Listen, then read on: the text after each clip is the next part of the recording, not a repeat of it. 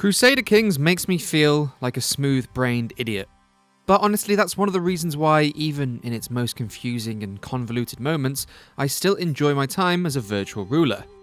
Recently, I got some time with a preview build of Crusader Kings 3, and I want to share what I found from a couple days of playing. There are a number of new additions in the third iteration and a plethora of quality of life changes, and I'll tell you this all through the experiences of being a Viking lord, ruler of the Holy Roman Empire, and accidentally getting my leg chopped off by a court physician. Now, like I said earlier, these games quite often make me feel like a dum-dum. Many of the Paradox franchises, from Crusader Kings to Hearts of Iron, are packed with complex mechanics and concepts that, while cleverly tied to their historical setting, can be confusing.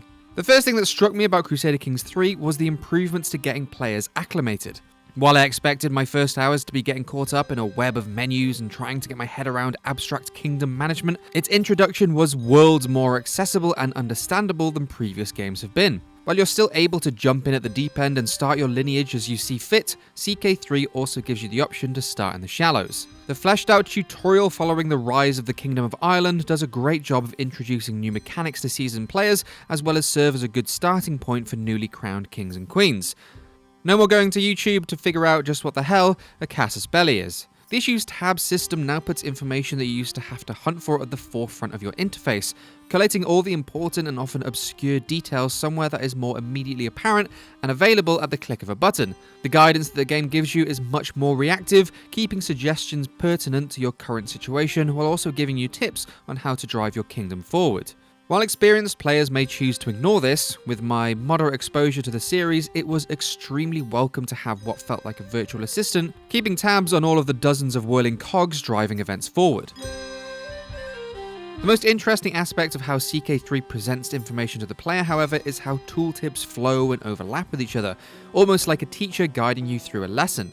Now, subjects of importance or concepts that may need some explanation are presented as a summary window containing the exact surface level information you need. If within that summary there are other concepts you need to know more about, or there are connected mechanics they touch upon, you can lock these guiding windows into a cascade of information that is being drip-fed to you all at your own pace, and to a depth of detail that you feel comfortable with. This method of peering into the inner workings of the game is, in my opinion, a big step forward in how the franchise teaches its players. Instead of getting info dumps, you are able to see exactly how each idea and option relates to each other, allowing you to go as deep or as detailed as you need in order to address the particular problem or make a decision. Now, this accessibility has not dulled the high-level intrigue or complexity that grand strategy players gravitate towards. If anything, there is much more of it. Now it's just that little bit easier for power-hungry rulers to sink their teeth into elaborate schemes. Now, I still got lost and confused from time to time, but it was nice to at least be given the opportunity to keep track of each moving part and have a path to figure out how to dig my way out of trouble. Battles have also grown to become much more alive, dynamic, and understandable, also featuring the addition of knights that exist as characters within the lands that you rule and fight alongside your peasant levy, as well as your other more well-trained units. They are able to improve the strength of your force to a huge degree with their own prowess skill, fighting against enemy knight characters and potentially turning a losing battle in your favor, or using their commander-specific skills to increase your odds of victory. In the right moment, they can even prevent you from losing a battle that would have cost you a whole war. Having these elite units act like heroes can not only make a huge difference to your victories, if managed properly, but the ability to interact with them outside of the combat encounters makes your military feel like much more of a living entity, rather than simply a number of men to call upon for an invasion or a holy war. Many other elements have also been altered to make you feel closer to your troops and for them to have more impact on your playthrough as a whole. Religions and faiths can alter depending on their sizes and influence. For example, a religion spanning continents is no longer able to simply stagnate, but its size and how fervorous its worshippers are can make it more susceptible to heresies, which then prevents further challenges as well as options to quell uprisings or convert yourself. Smaller religions can also influence and spread much easier now, which can make petty kingdoms with different faiths cause problems for larger empires. And while your faith is one of the backbones to your kingdom, the way technology is tied to your culture and how those mix also provides more options as your campaign progresses.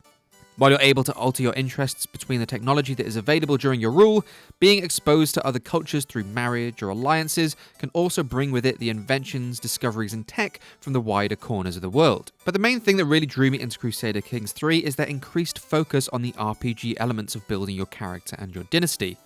The actions that you take continue to influence how your ruler develops, and you also have the ability to develop your characteristics through the use of a skill tree, giving you the opportunity to place more focus on specific abilities, stats, and perks. These can then open more options when it comes to random events that will appear during your reign, and whether you want to create a raiding Viking lord and build your way through military trees, or craft an infamous torturer king free of the stresses or debuffs that go along with burning some poor heretic at the stake, now there are even more options available to you. Visually, the biggest difference is that not only does the game look a lot shinier, but having 3D portraits of each character further develops the connection you have to not only your ruler, but to the characters you meet and add to your court. And while it's all well and good seeing everyone looking nice and pretty, each portrait is dynamic, so they will change depending on not only their age, but if they are afflicted by an illness or if they are wounded in battle. Their visage will also be influenced by the genetics of their bloodline in a much deeper way this time round. And although I've yet to see an unfaithful spouse be exposed by the appearance of a fair-haired child, I'm certainly working on it. Spouses are now more useful in Crusader Kings 3, having their own council slot, and this can be better utilised in managing your kingdom, rather than it being basically a marriage for political gain or alliances. As a result, it means that it is much easier for you to feel attached to the important figures in your campaign, and will more acutely feel that heartbreak when they get assassinated or die of gout.